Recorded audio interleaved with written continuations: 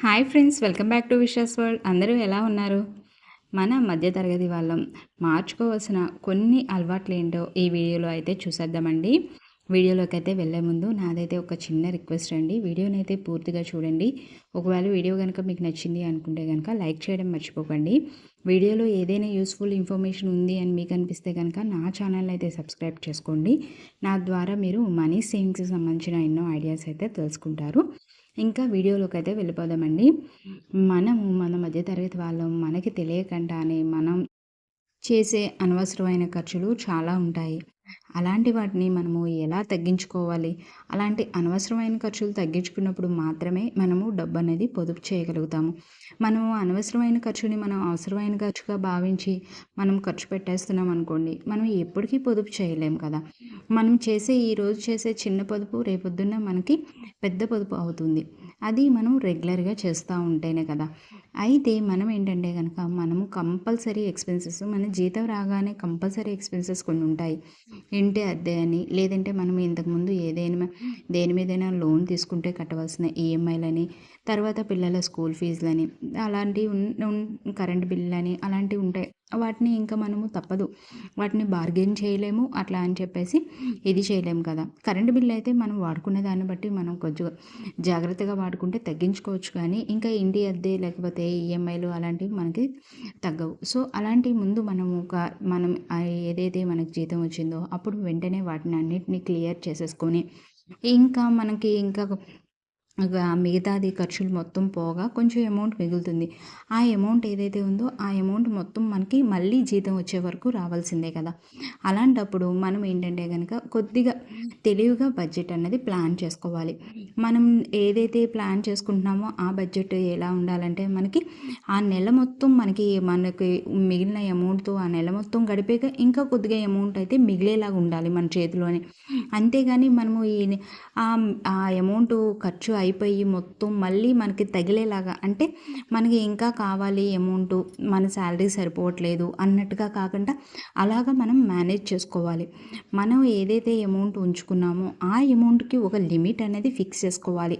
అంటే మన దగ్గర ఫర్ సపోజ్ మనకి మొత్తం అన్ని ఖర్చులు పోగా మనకి మా నీడ్స్ ఉంటాయి కదా, ఫుడ్ కోసం వాటి కోసం మనం ఎక్స్పెన్సెస్ కోసం పక్కన పెడతాం.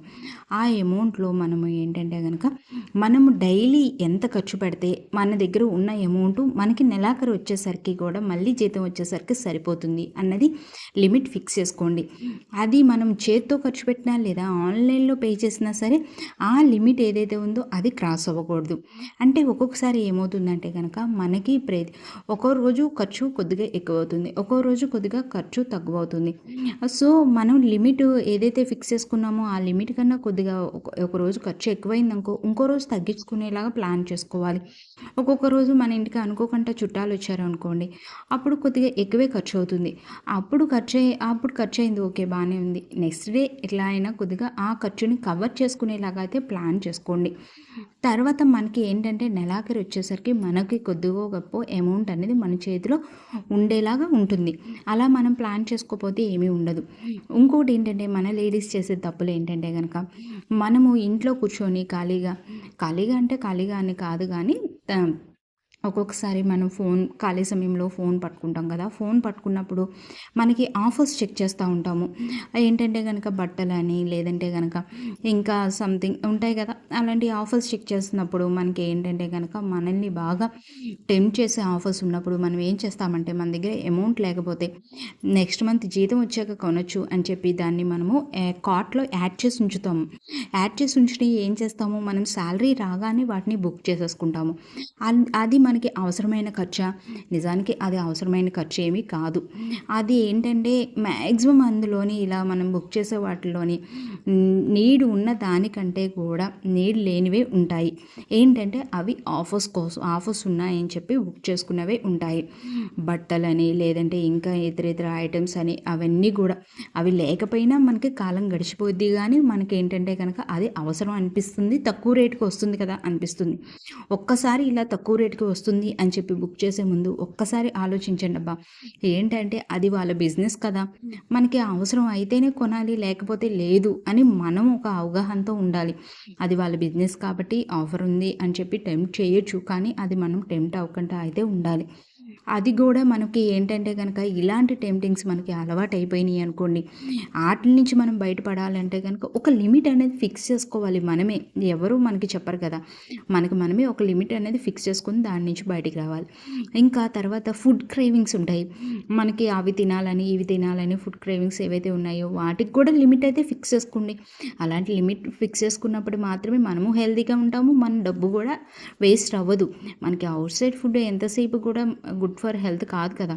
నాట్ గుడ్ ఫర్ హెల్తే. సో, అందుకు గూడా దానికి గూడా లిమిట్ అనేది ఫిక్స్ చేసుకోండి. తర్వాత ఏవైనా సబ్‌స్క్రిప్షన్స్ ఉంటాయి గదా! ఇంకా మనం టీవీలో చూస్తా ఉంటాము. అమెజాన్ ప్రైమ్ అని, నెట్‌ఫ్లిక్స్ అని అలాంటివి ఏవేవో ఉంటాయి.